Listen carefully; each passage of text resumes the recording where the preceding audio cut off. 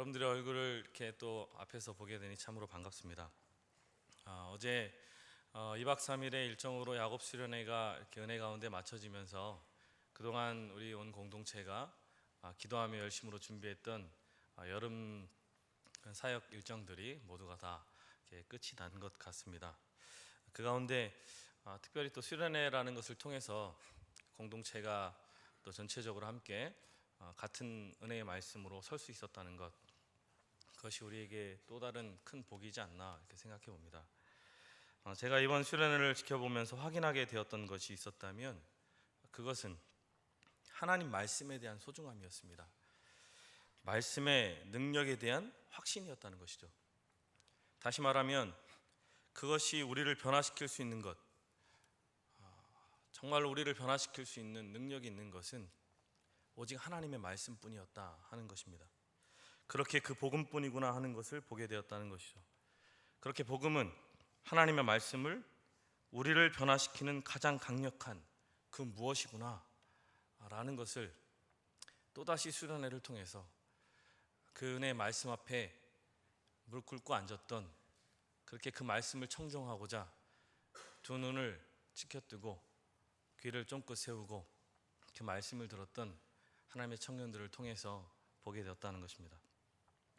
그렇게 오늘 설교 제목 말씀의 세대를 사모하라, 그렇게 수련회를 통해서 이 같은 제목이 더욱더 제 안에 강하게 자리하게 되었고, 더욱더 그 같은 말씀의 사역에 대한 부르심에 대한 사명감을 뜨겁게 확인할 수 있었던 계기가 되었습니다. 영상 광고 중에 처음에 TTL 광고를 했죠. 이제 2학기가 곧 시작됩니다.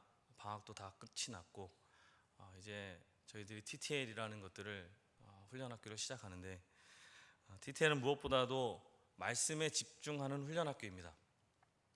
창세기부터 요한계시록까지 훌륭한 강사분들과 그리고 성실한 섬김이들을 통해서 참여한 모든 학생들이 오로지 말씀에만 집중하기에 최적화되어 있는 훈련학교.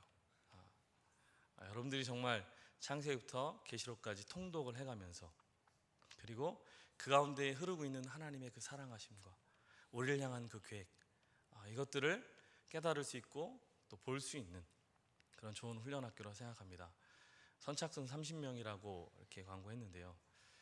작년에도 그랬지만 고민하고 있는 사이에 그 30명이 다 찹니다.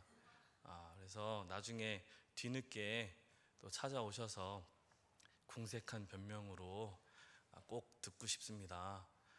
교육자 쿠폰이 있다는 것을 들었습니다. 이렇게 얘기하면서 등록시켜달라 이렇게 하는 지들도 있었는데요.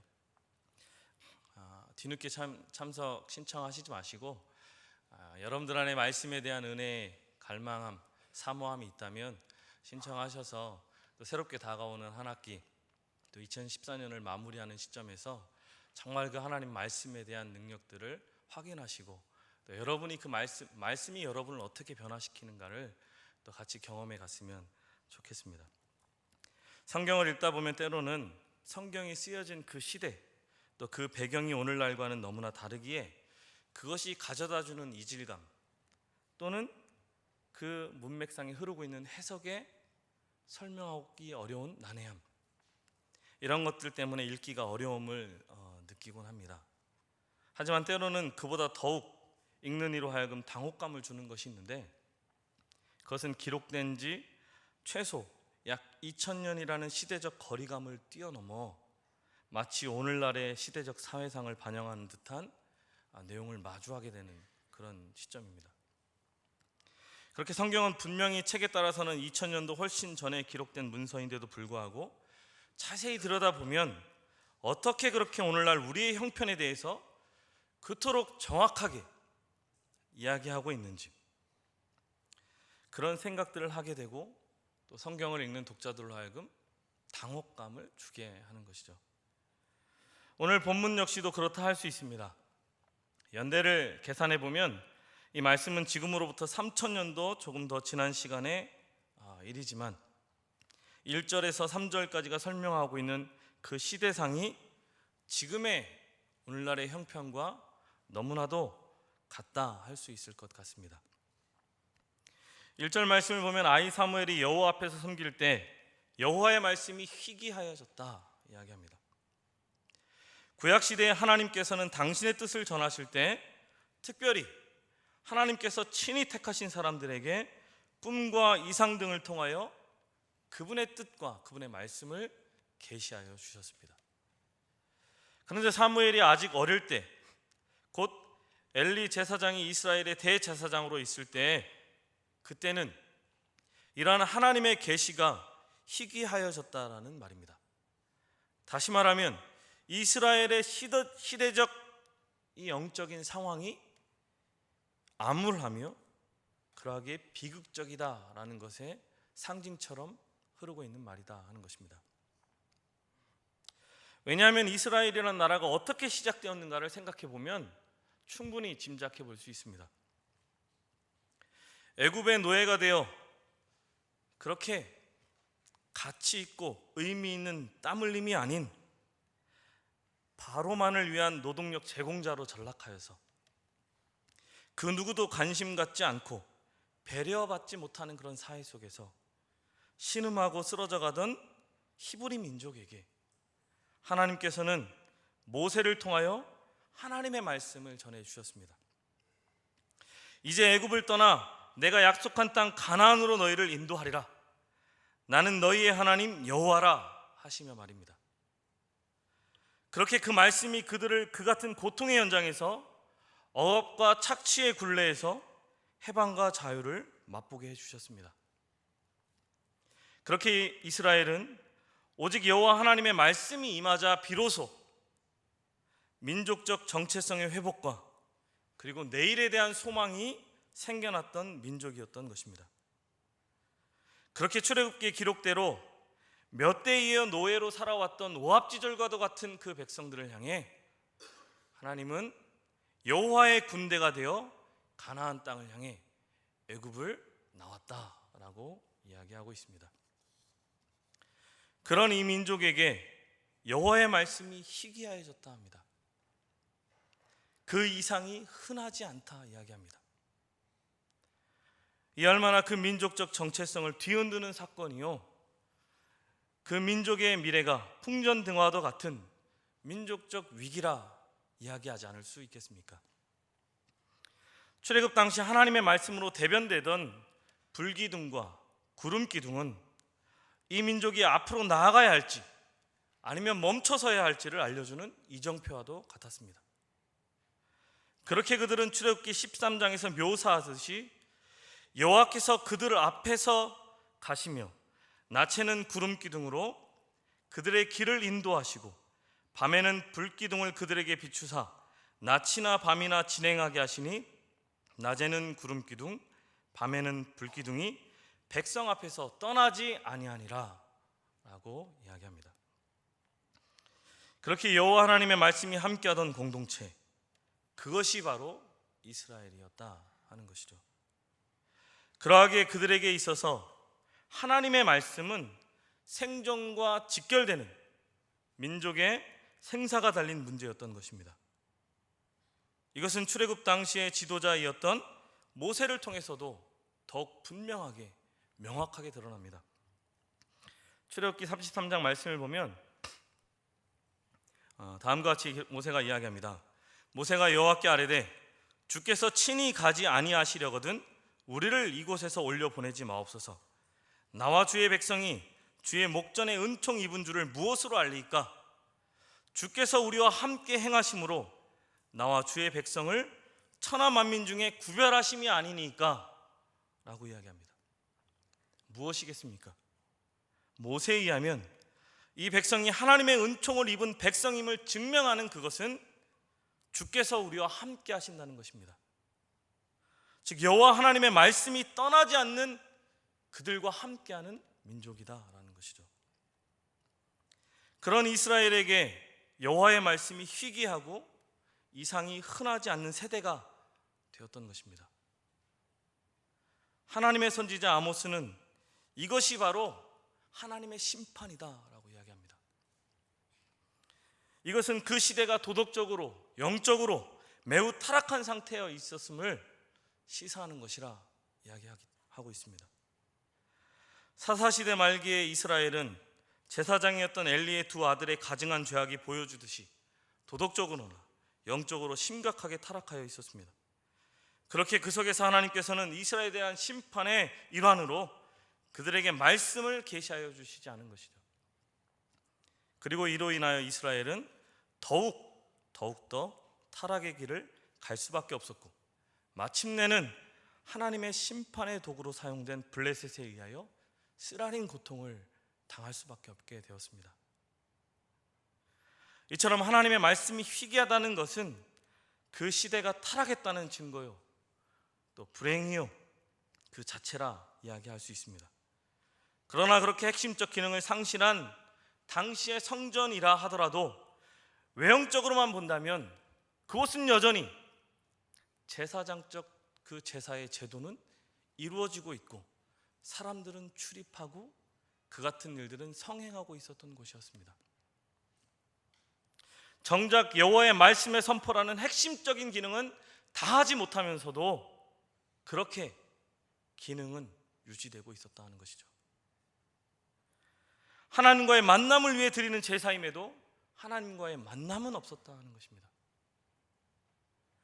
하나님의 말씀을 그 무엇보다도 사모해야 할 백성의 그 책임됨이 제사장들에게 있었음에도 불구하고 그 백성된 이스라엘과 제사장들은 여호와의 말씀이 희귀해져도 영적 무감각에 빠져 그렇게 형식적인 제사만 드리고 있었다는 것입니다. 그것도 마음을 찢으며 통회하며 나아가도 부족할 만한데, 그때의 온갖 악행이란 악행은 다 일삼으면서 말입니다. 설교를 들으며 이런 생각을 하실 수도 있을 것입니다. 이 본문 어디에 우리의 상황을 반영하는 모습이 있느냐 하는 반문입니다. 왜냐하면 오늘날 한국교회의 모습과는 조금 달라 보이기 때문입니다. 오늘날 한국 사회 안에서는 여기저기마다 넘쳐나는 듯이 비춰지는 교회와 또 대중매체, 또 인터넷, 이 모든 것들을 통해서 하나님의 말씀이 넘쳐나는 시대가 된 지 벌써 오래인 것처럼 여겨지기 때문입니다. 어떻게 생각하십니까? 분명 억지스러운 주장은 아닐 것입니다. 오늘날 우리 사회 이곳저곳을 둘러봐도 교회당의 홍수와 또 설교의 홍수와도 같은 시대를 살아가고 있습니다. 실제로 우리 교회에 등록하는 새가족들만 보더라도 교회에서 새가족 첫 모임을 통해서 어떻게 우리 교회에 오게 되었는지 이야기를 들어봐도 이 주변에 있는 많은 교회 중에 어느 교회를 등록할 것인가에 대해 고민 없이 등록한 경우를 찾기가 사실은 어렵습니다. 왜냐하면 이 주변에 대덕한빛교회만 있는 것이 아니기 때문에 그럽니다. 그렇게 우리가 눈을 들어서 주변을 쳐다봐도 교회는 많습니다. 그렇게 수많은 교회에서 주일마다, 수요일마다, 금요일마다, 매일 새벽마다 하나님의 말씀이 선포되고 있습니다. 거기에 대해 라디오에서, TV에서, 인터넷에서 하나님의 말씀이 쏟아져 나오고 있습니다. 그러하기에 본문이 말하고 있는 하나님의 말씀이 희귀했던 엘리 시대와 비교한다면 도저히 같은 시대라 이야기하기는 어려울 것 같습니다. 도리어 이것은 우리에게 놀라운 축복이요, 이런 의미의 소리는 하나님의 복을 받은 사람임에 틀림없다, 그렇게 이야기할 수도 있을 것 같습니다.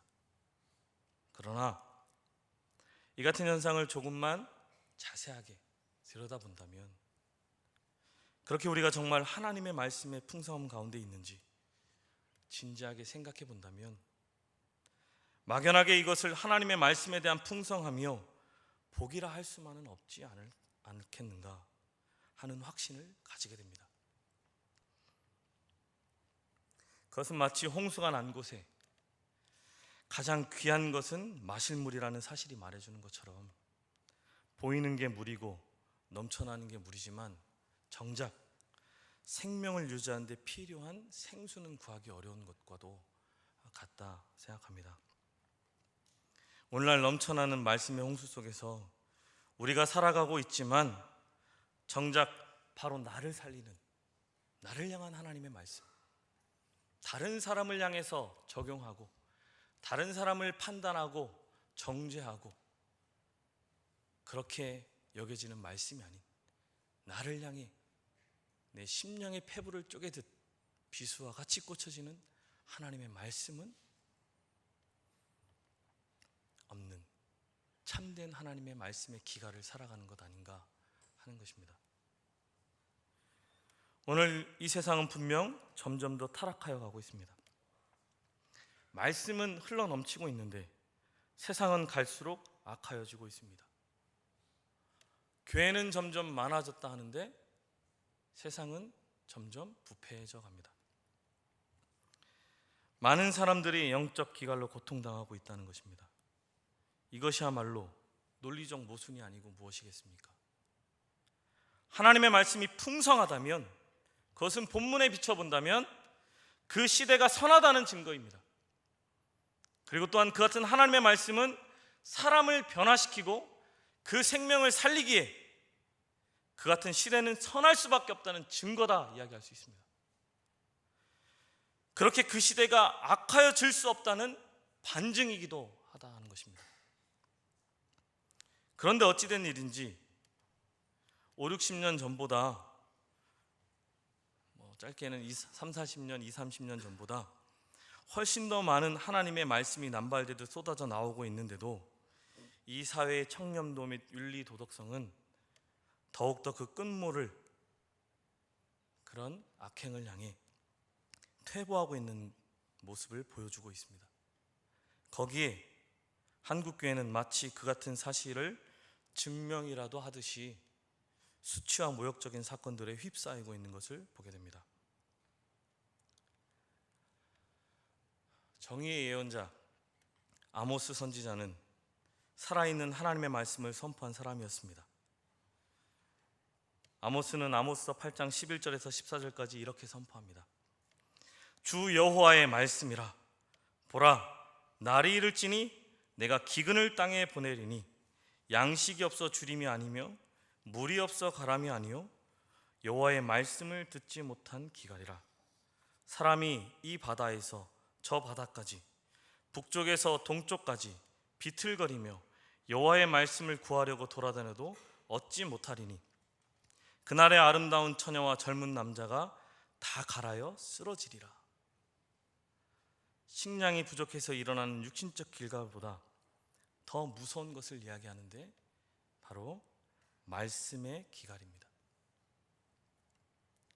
말씀이 희귀한 시대는 이와 같이 비극적인 시대입니다. 위기의 시대입니다.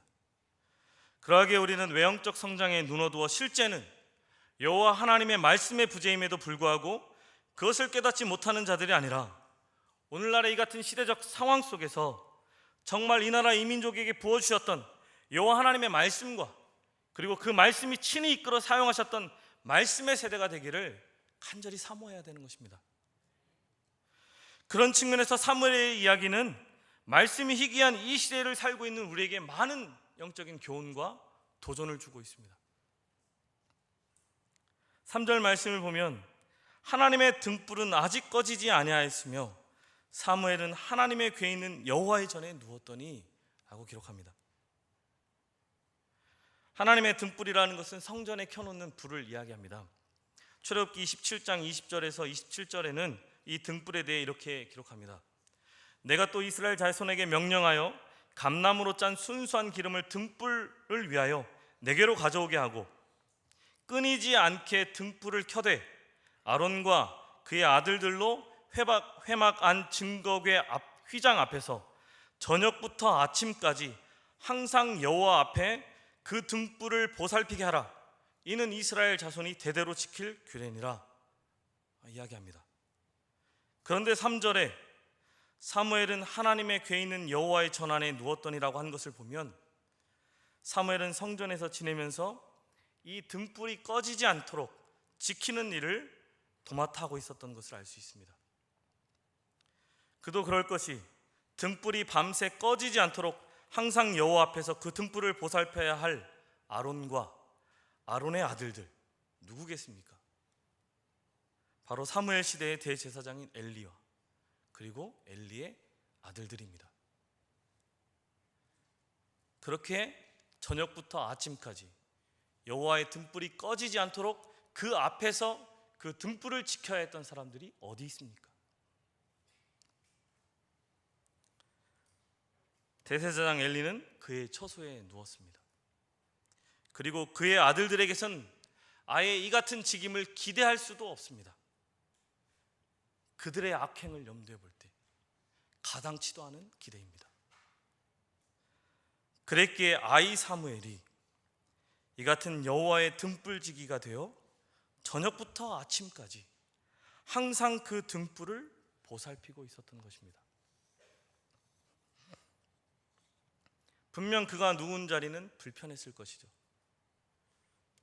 그보다도 여호와의 등불을 밤새 켜 있어야만 한다는 사명감은 그로 하여금 결코 다른 이들처럼 자신만의 처소에 누워 편안한 잠을 청하는 자의 모습은 찾기 어려웠을 것 같습니다. 그러니 깊은 잠은 아니었을 터이고 그렇게 한밤중이라도 자신을 부르는 소리에 민감하게 반응하여 마치 기다리고 있었다는 듯이 내가 여기 있나이다 하고는 엘리의 침소를 향해 달려나갔던 것이라 생각됩니다. 정작 그 일을 감당할 사람이 사라지고 없는 그곳에 아이 사무엘이 있었습니다. 당시의 사회상을 볼 때 사무엘의 충심으로 그 일을 감당하지 않았어도 사실은 그 누구 하나 뭐라 하지 않았을 것 같습니다. 이미 여호와의 성전이 강도의 소굴이 되어 약탈과 음행이 자행되는 곳이었기에 누가 밤새 불을 지켜야 하는 그 고달프고 알아주지도 않는 일에 관심을 갖고 있겠느냐 하는 것입니다. 그러나 아이 사무엘은 순전함으로 성실하게 그 일을 감당합니다. 이는 분명 남들의 눈에는 아직 처세술에 능하지 못해 고생만 하는 어리석고 순진한 바보처럼 그렇게 아이처럼 비춰졌을 것입니다. 그러나 이런 아이 사무엘의 순전함이 결국은 하나님의 침묵을 깨게 하시며 다시금 이민족을 향한 하나님의 약속에 대한 신실하심, 곧 하나님의 말씀으로 통치하시는 나라를 다시금 세워가게 하는 것입니다. 이렇게 아이 사무엘에게 하나님의 말씀이 임하게 됩니다. 만약에 여러분이 말씀이 희귀하고 이상이 흔히 나타나지 않는 세대를 살아갈 때 정말 우리는 그것을 사모하고 있었다면 여러분이 그 밤에 아이 사무엘처럼 여호와 하나님의 말씀, 하나님의 임재를 경험하게 되었다면 어떠한 기분이시겠습니까? 너무 행복하지 않겠습니까? 종교적인 그 어떤 황홀감, 이것에 심취하지 않겠습니까? 수련회 때 그 은혜 받은 자의 모습, 모든 것을 다 품을 수 있을 것 같은, 다 받아주리라, 이런 그 감격의 모습, 막 눈물이 있던데 눈물을 지운 듯한 그 모습, 그 말 못할 그 내면에서 드러나는 미소, 이런 것이 있어야 되지 않겠습니까? 그런데 본문이 이야기하는 것은 아니다 하는 것입니다. 아이 사무엘은 15절의 기록처럼 아침까지 자고 일어나는 것이 아니라 아침까지 누웠다 일어나 두려워하는 것으로 표현하고 있습니다. 왜냐하면 그 오랜 침묵을 깨고 전해진 여호와 하나님의 말씀은 심판에 대한 것이었습니다. 그들의 죄악의 실상에 대한 하나님의 고발이었기 때문에 그럽니다. 그것도 다름 아닌 사무엘이 어려서부터 따르고 모셨던 엘리 제사장과 그 아들들에 대한 그 가문에 대한 심판의 내용이기 때문에 더욱 그러할 것입니다. 13절 말씀을 보면 하나님께서 왜 엘리 제사장의 집안을 심판하시는가에 대한 이유가 나옵니다. 그것은 엘리의 그가 아는 죄악 때문이라 하는 것입니다. 여기서 아는 죄악이란 엘리 제사장 그가 두 아들이 하나님께 드렸던 제사를 모독한 것과 성전에서의 음행을 일삼는 것을 알고도 책망하여 회개케 하지 않은 것을 의미합니다. 엘리 가문이 멸망의 심판을 받게 된 것은 분명 그들의 명백한 죄악 때문이라는 것입니다. 그렇다면 여호와 하나님의 말씀이 단순히 이처럼 우리로 하여금 두려움에 떨게 하는 심판의 말씀이라면, 그 진노의 잔이라면 그것을 어떻게 사모하는 세대가 될 수 있겠습니까? 그러나 여기서 우리가 알아야 할 것이 있습니다. 그것은 엘리 가문이 단순히 그들의 죄악 때문에 멸망한 것은 아니라는 사실입니다. 사실 엘리 가문이 만일 그들이 단순히 자행한 죄악 때문에 멸망의 심판을 당하는 것이라면 이 세상에 소망이 있는 사람이 누가 있겠습니까? 아무도 없을 것입니다. 저도 알고 여러분도 알듯이 이 세상에 죄를 범하지 않고 사는 사람은 아무도 없기 때문입니다. 죄의 양상은 다르고 사람들이 말하는 죄의 크기는 다르다 할지라도 사람은 누구나 죄를 범하고 살아가고 있기 때문입니다. 만일 누가 자기에게는 죄가 없다고 말하는 사람이 있다 한다면 그는 요한일서의 선언처럼 자기 자신은 물론 사람의 마음까지도 감찰하신 하나님을 기만하는 것입니다. 그리고 설령 자기가 정말 지은 죄 없이 살았다 하더라도 아담 안에서 시작된 본질적 죄인됨의 존재에 대해서는 그도 분명 어찌할 수 없기 때문에 더욱 그러합니다. 그러하게 성경이 말하듯 인간은 누구나 다 죄인입니다. 이것이 지난 로마서 공부를 통해 뼈저리게 깨닫게 되었고 귀가 닳도록 들은 내용 아닙니까? 그렇게 우리 모두는 다 엘리와 그 아들들의 죄의 결과와 마찬가지로 하나님의 심판을 받아 마땅한 존재요, 소망 없는 존재라는 것입니다. 그러나 하나님은 인간이 다 죄인이라고 해서 그 모든 사람을 다 심판에 이르게 하시지는 않습니다. 이것이 무엇을 의미하는 말이겠습니까? 사람이 구원에 이르지 못하고 망하게 되는 것은 단순히 그 죄, 그 자체나 또는 죄의 크기가 다른 사람에 비해서 크기 때문이 아니라는 것입니다. 사실 죄의 크기로만 따진다면 엘리의 두 아들이 범한 죄보다 더 큰 죄를 범하였으나 구원받은 사람들도 있습니다. 그 대표적 신뢰가 바로 로마서를 쓴 사도 바울이죠. 바울은 다메섹에서 주님을 만나기 이전 그야말로 큰 죄인이었습니다. 비록 그의 겸손의 표현이긴 하지만 그는 정말로 그 스스로를 향해 생각하기를 죄인 중에 괴수라 그렇게 여길 만큼 큰 죄를 지은 사람이었습니다. 그가 예수 믿는 자를 핍박하고 죽이기를 즐겨야 했던 그런 자였기에 이것은 사실일 것입니다. 그럼에도 불구하고 그는 심판당하지 않았습니다. 아니, 오히려 하나님의 부름을 받고 기독교 역사 안에 전무후무한 하나님의 놀라운 능력의 업적을 남겼습니다. 그렇다면 무엇이 엘리 가문으로 하여금 하나님의 심판에서 자유롭지 못하며 결국은 그 심판으로 말미암아 멸망을 초래하게 되었던 것일까요? 그것은 그들이 죄를 알고도 회개하지 않았기 때문입니다. 오늘 본문을 다시 보면 엘리 집안의 멸망과 심판을 당하는 것은 그의 아는 죄악을 인함이라 라고 지적합니다. 이 말을 역으로 표현해 보면 그들이 자신들의 죄를 알고도 회개하지 않았기 때문에 결국은 망하게 되는 것이다 라는 것입니다.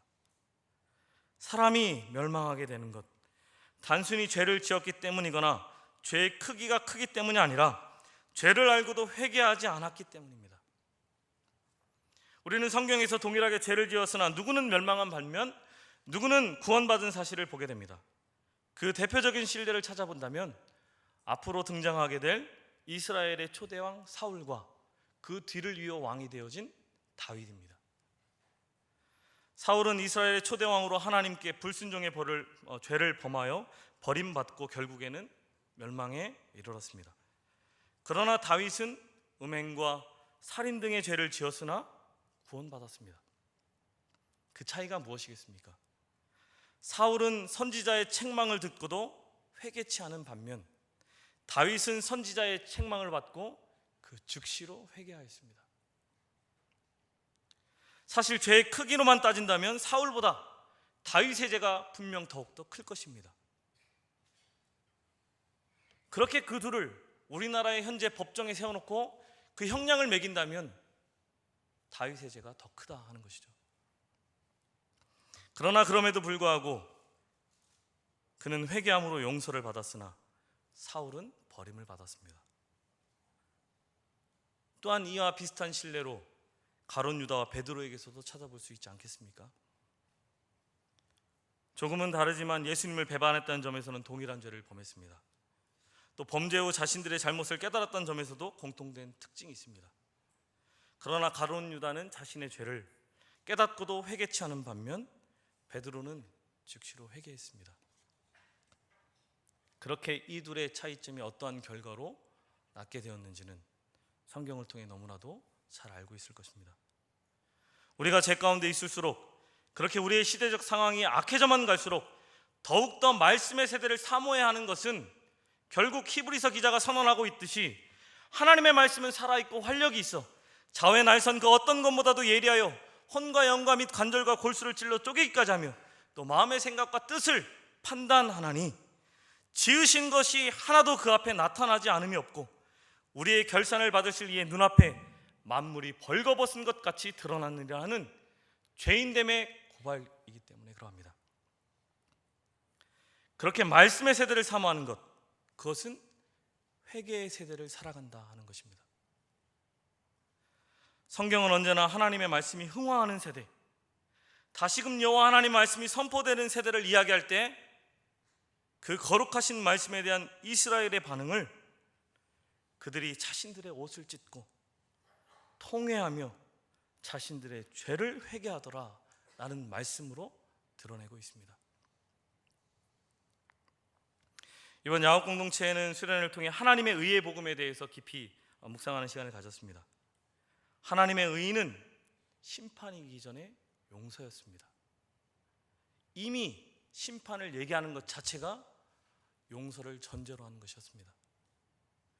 우리를 그대로 받아들여 주신다는 것, 용납하여 주신다는 것, 그렇게 그분의 신실하심이라는 것, 그렇게 십자가로 드러났다는 것. 그렇게 죄가 중에서 용서받지 못하고 멸망하는 사람은 아무도 없습니다. 주님의 십자가의 그 보혈이 깨끗게 하지 못하실 죄가 없다는 사실입니다. 그러기에 우리가 할 일은 십자가가 고발하고 있는 나의 이 죄인됨을 겸손히, 그러나 통회하는 심정으로 자복하며 회개함으로 주님 안에 있는 죄사함의 은혜, 곧 구속의 은혜를 받아야 한다는 것입니다. 그러나 로마서 2장 5절이 적나라하게 오늘날 우리의 실상을 고발하듯 다만 너의 고집과 회개하지 아니한 마음을 따라 진노의 날, 곧 하나님의 의로우신 심판이 나타난 그날에 임할 진노를 너에게 쌓는도다 라고 하는 것입니다. 그렇게 오늘 본문은 바로 이것을 보여주고 있습니다. 그렇게 엘리의 집안은 그것이 하나님께 죄가 되는 것을 알면서도 죄를 그치지 않고 그대로 계속 방치함으로써 그들 스스로 멸망을 자초하게 되었던 것입니다. 하나님의 말씀이 없으니 회개함도 없고 회개함이 없으니 하나님의 말씀도 없게 되는 이 악순환의 굴레를 벗어나지 못하게 되었던 것입니다. 그러나 그럼에도 불구하고 하나님께서는 다시금 사무엘을 통하여 말씀하여 주심으로 회개의 기회를 주셨던 것입니다. 말씀을 묵상하면 할수록 사무엘상 3장 18절 말씀이 가슴에 메어집니다.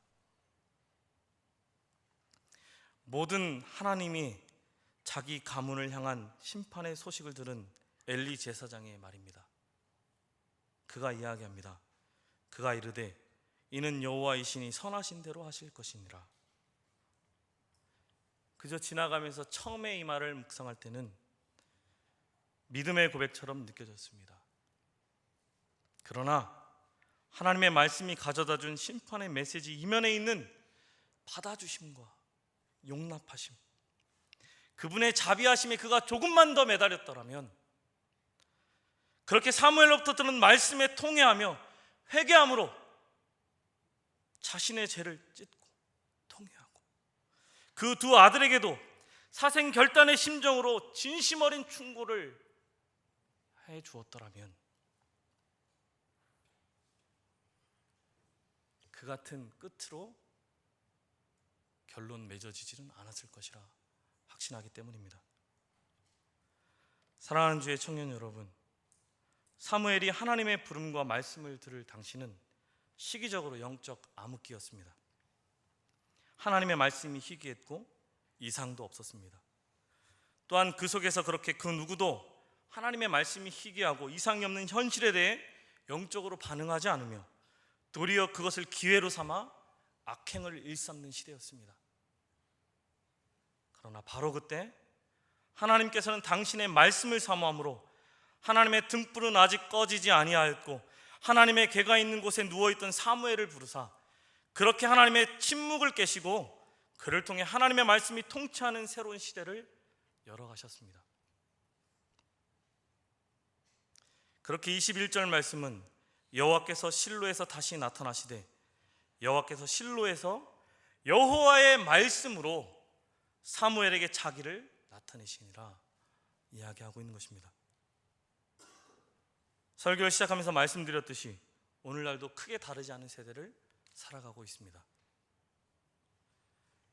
마이클 호튼이라는 목회자는 그리스도 없는 기독교라는 책을 통해 오늘날 교회와 그리스도인들을 향해 참혹할 만큼 비극적인 현실을 지적하고 있습니다. 사탄이 한 도시를 완전히 장악하면 어떤 모습이겠습니까? 저주도 악담도 사라질 것이다. 그러나 공손하게 말할 것이며 교회는 매주일 문전성시를 이룰 것이다. 그러나 교회에서는 그리스도가 선포되지 않을 것이다 라고 이야기합니다. 그리스도의 십자가가 없는 복음, 그 십자가가 고발하고 있는 나의 죄인됨을 향한 회개할 것에 대한 하나님의 진노하심에 대한 경고함 없는 복음, 그렇게 예수 아니어도 십자가가 아니어도 세상에서 성공할 수 있다 하는, 구원받을 수 있다 하는 복음, 이런 복음을 가장한 변질과 왜곡된 복음이 난무하는 이 세상 속에서 마치 참되신 하나님의 말씀이 희귀하여 이상이 흔하지 않는 듯한 세대를 살아가시는 저와 여러분이 받았던 은혜가 무엇입니까? 수련회나 또 훈련학교나 단기 선교를 통해 확인하였던 그 은혜의 말씀이 무엇입니까? 그리하여 그 이전의 죄와 그 가운데 은혜로 구원받은 사실에 대한 감사와 그 가운데 대한 믿음의 고백과 결단의 내용은 무엇이느냐 하는 것입니다. 우리는 이제 이 말씀이 온 교회와 이 나라 민족을 향해 선포되는, 마치 사무엘이 여호와 하나님의 말씀으로 단에서부터 브엘세바까지 온 이스라엘을 다스렸듯이 말씀이 우리의 오늘과 내일을 인도하며 통치하는 말씀의 세대를 사모하여야 할 것입니다. 그렇게 아는 죄로 말미암아 말씀이 희귀하여 하나님의 심판을 향해 그 끝모를 멸망을 향해 치닫는 것이 아니라 이러한 이 세대 속에서도 참되신 하나님의 말씀이 선포되므로, 그렇게 십자가의 복음이 선포되므로 듣는 자마다 두 귀가 울려 그들의 죄악에서 돌이켜 다시금 참되신 하나님의 교회와 백성들로 세워져가는 말씀의 세대를 말입니다. 그렇게 단에서 브엘세바까지 온 이스라엘의 여호와의 말씀이 선포되었던 것처럼 우리가 살아가는 오늘 이 시대 속에서의 모든 상황과 여러분이 마주하는 모든 삶의 자리에서 하나님의 말씀을 사모함으로 엘리 시대와도 같은 하나님의 말씀이 희귀하여 이렇게 이상도 사라져버린 듯한 이 시대가 다시금 하나님의 말씀의 세대가 되어 말씀이 지배하는 삶, 그렇게 예수 그리스도가 통치함으로 말씀의 세대 곧 회개의 세대가 되어 교회의 회복과 그리스도인들의 회복이 일어나는 세대가 되기를 간절히 소망합니다. 저와 여러분이 이 같은 일들에 자격 없지만 예수 그리스도의 십자가의 그 놀라운 은혜를 사모하시면서 함께 그 은혜 앞으로 나아갔으면 좋겠습니다. 시간 찬양하며 같은 고백을 가지고 잠시 기도하겠습니다.